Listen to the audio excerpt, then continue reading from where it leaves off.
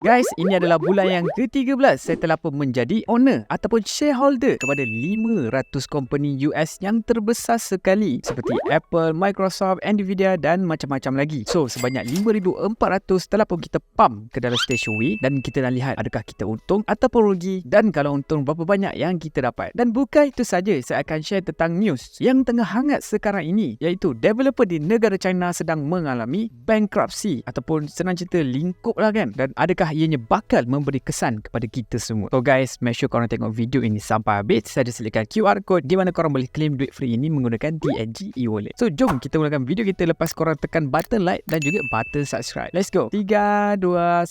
Tada! Ini adalah portfolio Stashaway saya di mana saya membeli S&P 500. So saya telah pumpal lebih kurang 5511 dan total return saya adalah RM852.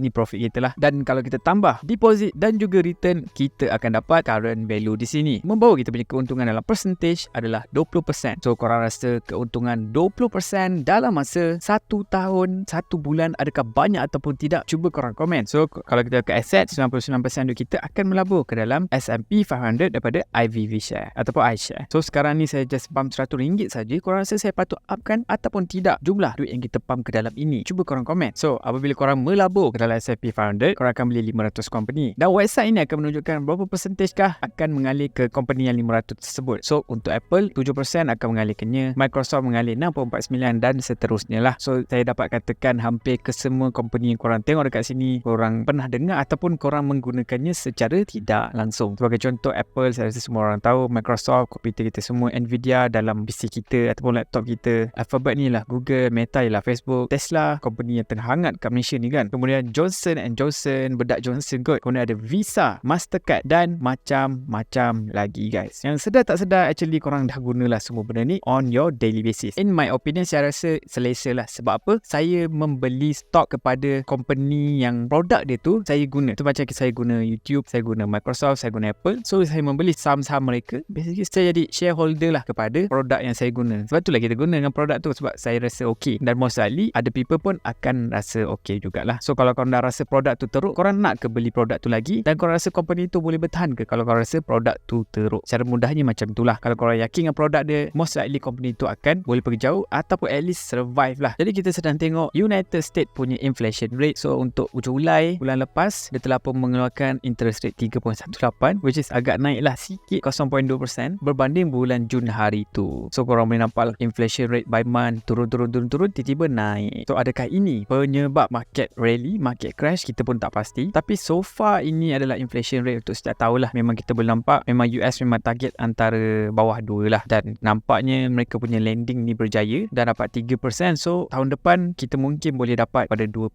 lah. Kalau kita ikut past history dia, memang mereka sangat-sangat kau-kau lah jaga mereka punya inflation rate. Yang nama pun World Reserve Currency. Diorang kena betul make sure lah inflation rate diorang okay. Sebab kalau inflation rate barai, siapa je nak beli duit currency yang nilainya sejatuh kan. Jadi dah cukup kita ceritakan tentang negara US. Sekarang kita dah tengok pula tentang negara China. Jadi kita dapat news di mana Evergrande telah pun bankrupt, tapi saya tak rasa semua ini akan menjatuhkan China. Walaupun property adalah big market dalam China, memang persentajnya sangat besar mewakili China, tapi saya rasa kerajaan China takkan biarkan mereka jatuh sebabkan property saja. Jadi kita nak lihat dulu keadaan Evergrande. Dan kalau korang tak tahu, baru-baru ini Evergrande telah pun mendeclare mereka telah pun move list di negara US dan kerugian mereka adalah sangat besar, sampaikan 81 bilion guys dalam masa 2 tahun ni. Mereka telah pun file chapter 15 untuk delay dan ubah struktur mereka. Jadi pelabur global risau kerana mereka telah pun memegang lebih daripada 28 bilion bond Evergrande. Pelabur bond yang besar-besar termasuk Wall Street, BlackRock, HSBC dan UBS. Mereka telah pun melabur kau-kau, dan andai kata default, mereka akan sakit. Para pelabur yang berstatus tinggi ini tertarik dengan bond corporate ini kerana yields ni adalah sangat tinggi. Tetapi sekarang mereka dah sedarlah yang mana default kemungkinan menjadi reality. Dan so far Evergrande ada hutang 28 bilion yang due pada tahun 2025 dengan liability lebih daripada 300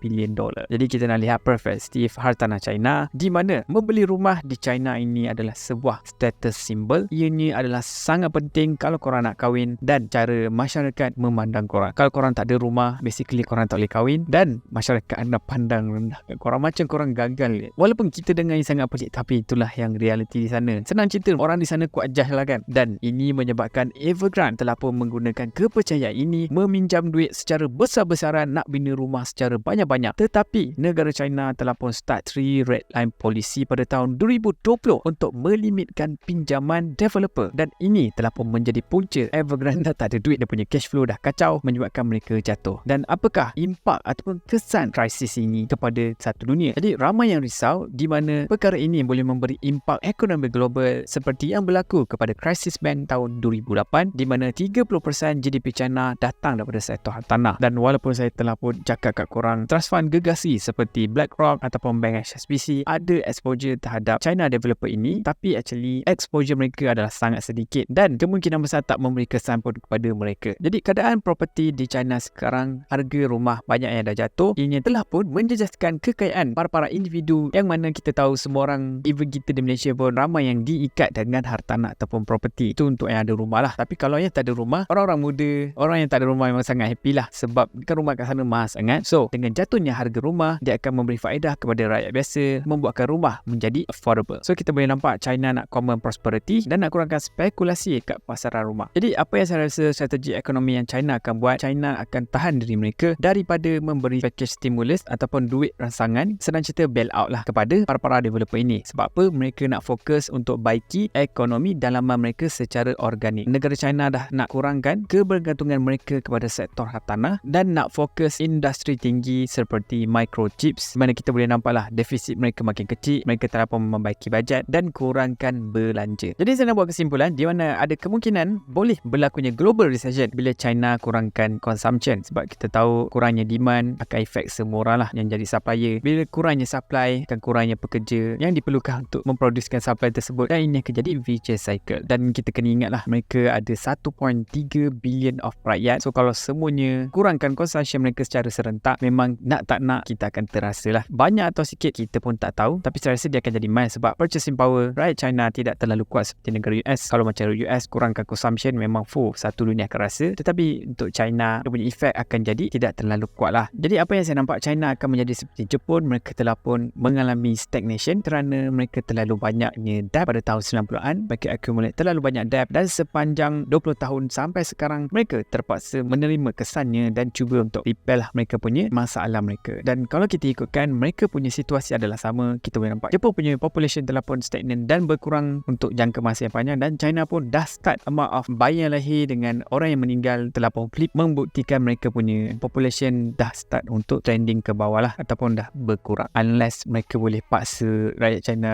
menghasilkan lebih banyak anak, kita tidak tahu. Tapi itu hanyalah assumption saya sahaja. So korang rasa macam mana? Adakah China akan kembali semula mereka punya growth yang berterusan secara sangat banyak selama ini, ataupun mereka akan stagnan, ataupun mereka akan drop dengan kau-kau? Cuba korang komen. Dan adakah krisis property ini akan melingkupkan mereka ataupun tidak? Korang share saja apa pendapat korang semua, saya nak dengar guys. Tapi actually saya tak gunakan Stashaway sebab saya perlu membayar fee secara setiap bulan di Stashaway dan saya lebih prefer membayar fee sekali saja. Dan untuk itu saya menggunakan Momo di mana saya yang perlu bayar fee sekali saja, dan saya baru boleh stok yang secara individual seperti Intel, Apple dan macam-macam lagi. So kalau korang berminat nak daftar Momo sekarang, korang boleh daftar waiting list Momo guna link yang saya letakkan di bahagian description dan juga komen. So guys, thank you so much for watching. Kita jumpa lagi pada video akan datang. Ciao.